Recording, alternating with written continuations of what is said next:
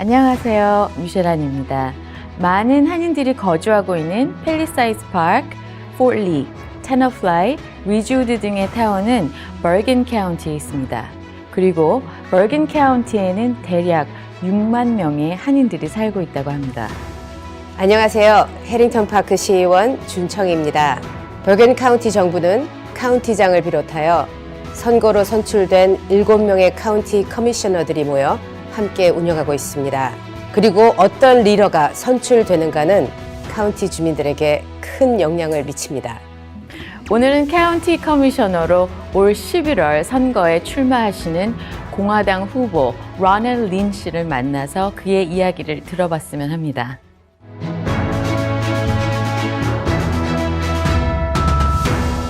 안녕하세요. Okay, Ron. So, could you introduce yourself to our Korean American viewers? All right, sure. Well, first of all, I want to say thank you for having me on your show. I don't have the honor of being, Korean, but my parents are from Taiwan. They came from Taiwan to the United States back in 1980. My dad came here because he was pursuing a master's program at, Stevens Tech, and that's where my parents, had me. So I was born in 1981. When I was born, Ronald Reagan was president of our country. Oh, so wow. my parents Okay. decided to honor their new country by naming their firstborn son after the president. So that's how I got my name, Ronald. And a little fun fact, in 2020, I became a father for the first time. And I decided to honor that, tradition by naming my firstborn son after the president. And the president at that time was Donald Trump. So I named him Donald. Okay, great. So whole president family. Yeah, pretty much. My younger brother is named after George Bush because he was born in 87. Very patriotic. Yeah. Actually, last year, my wife had our second son. And, I named him Ronald after me. So we got Donald, Ronald, so. Nice. Okay. So next question. What are the key challenges Bergen County faces currently, in your opinion? And how would you address those concerns if you are elected? Okay. Well, I was born and raised in Jersey. I spent most of my life in Bergen County. I grew up in Fair Lawn. So, I've been a part of Bergen County for almost all my life. And what I can say is that when I was growing up in Bergen County, it was a great place. And it still is, right? But the problem right now that we have in Bergen County is that we're in a one-party system. For the past 10 or plus years, we've had Democratic rule in Bergen County. And whenever there is one party that's in charge of everything, there's lack of oversight, there's no, accountability. And when that happens, things tend to go wrong. So that's what we're seeing now. And I think the biggest plight that Bergen County residents are facing now is the fact that, our property taxes are sky high. I believe in Bergen County, we have the second highest taxes in the entire state. And New Jersey has the highest taxes in the entire country.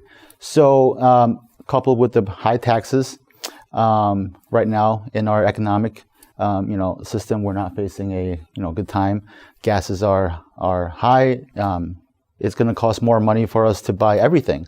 So I think that's what the residents of Bergen County are facing now. I think the Democrats, not all of the Democrats, but most of them that are on the extreme left, they tend to focus on things that people don't really care about or have time for now. Right now, people care about the kitchen table issues, like how much is it going to cost for me to fill up my gas? How much is it going to cost for me to feed my family? How much is it going to cost for me to pay my mortgage or to pay my rent, right? So those are the issues that we're facing now. And especially on the county level, we're in a one-party system. So there's no checks, there's no balances, and we need people in there to ask the questions that aren't being asked. So my next question is, many senior citizens are moving out of Bergen County away from their children because of high property tax rate. Yeah.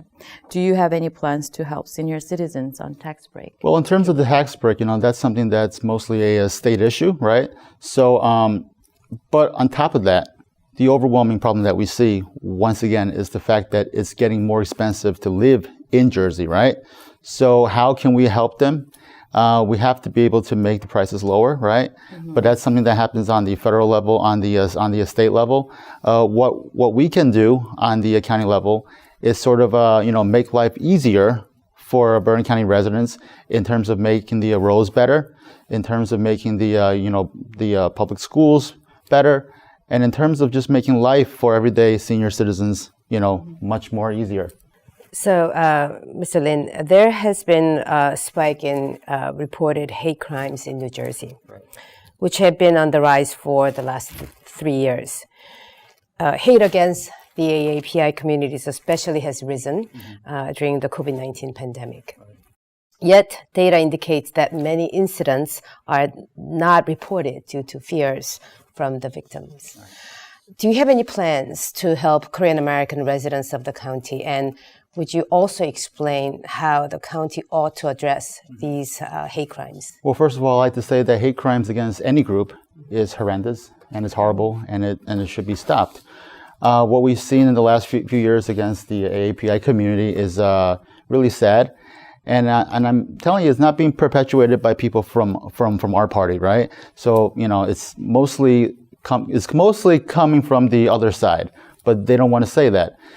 In terms of the hate crimes, though, I think the reason that it's not being, reported as much is because I think in the AAPI community, right, we tend to like to be a little bit like low key, right?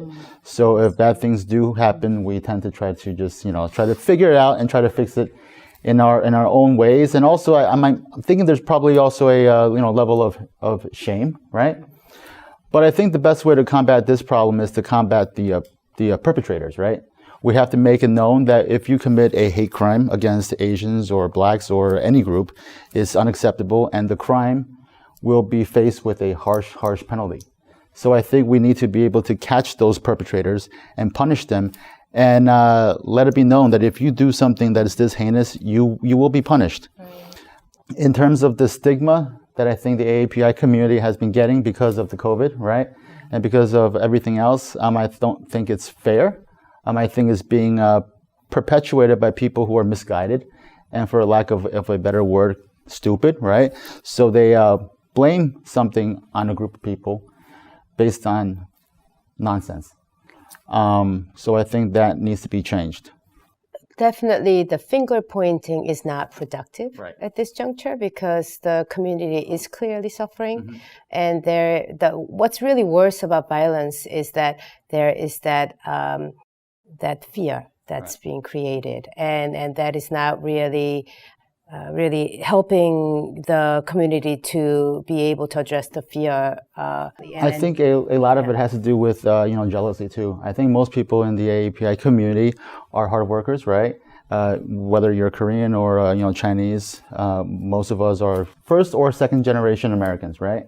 And the fact that we've been able to succeed in this country in such a short period of time has really sparked a bit of outrage and maybe a bit of jealousy in some of these people. And I think we're seeing that manifested through these attacks, and they're using COVID as the excuse.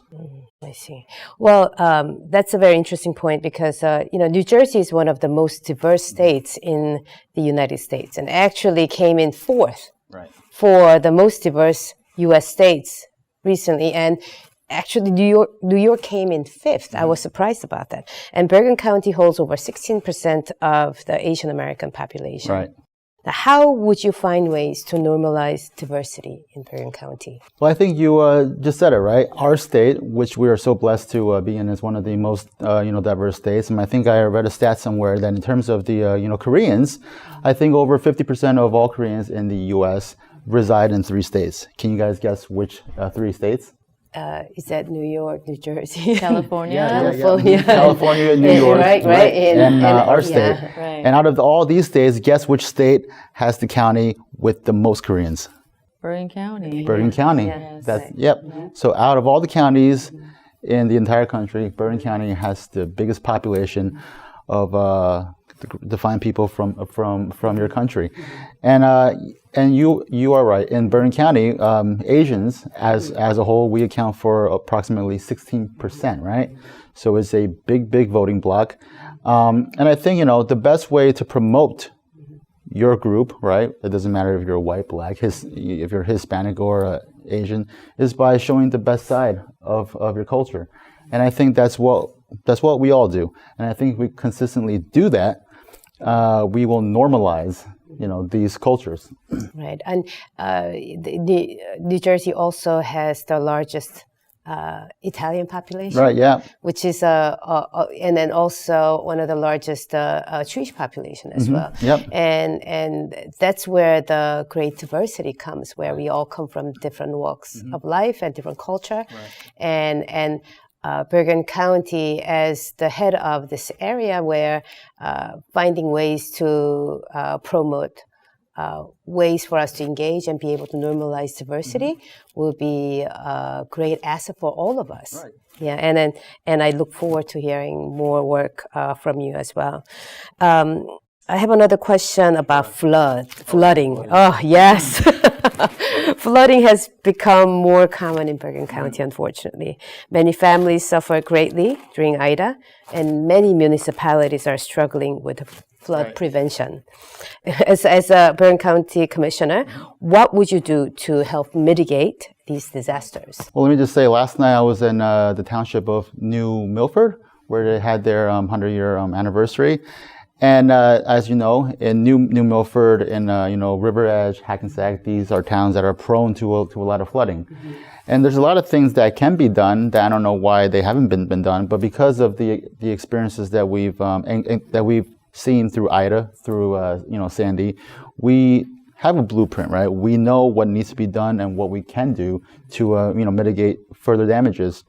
And I think as a county, we need to work hand in hand with the state, and in times when it's needed, with the federal government, to see what we can do to prevent these future floodings. And once the floodings do happen, what can we do to make sure that the damages that are caused by the flooding is as low as possible?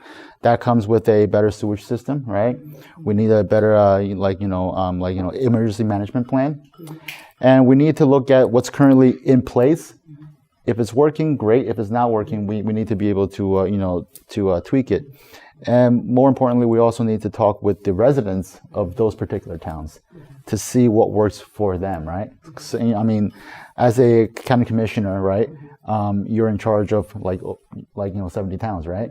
So, I mean, you don't have the foresight to know what's good in every town. So you need to go straight to the people.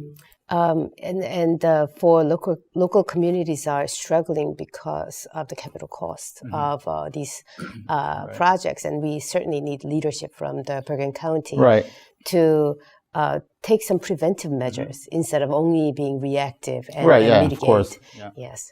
And speaking of the capital measures, I believe Bergen County is probably the richest county in the state, if not in the entire country, right?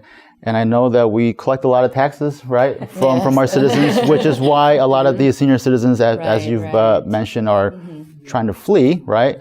So I know we have the capital. The question is whether or not we're using the capital in a smart and effective way. And that only happens when you have a two-party system, a checks and balances in place to kind of see, oh, this works and that doesn't work, right? Currently, under the Democratic rule, which is for the past 10 or 12 years, right? The county budget has gone up every single year, right? Last year, the budget went up by $250 million in 1 year during a pandemic year, right? So you have to ask yourselves, right, why did this happen during a year when most services were shut down, when most people were at home, when most people, were kind of, locked down, right? So where is this money going? And the only way that we can, see is by having someone in there who's not from that party to ask those questions. I'm sure we can, get some money for these flooding, towns, and to try to, do a better job. But first, we need someone in there to try to, go through the budget and see how to fix it.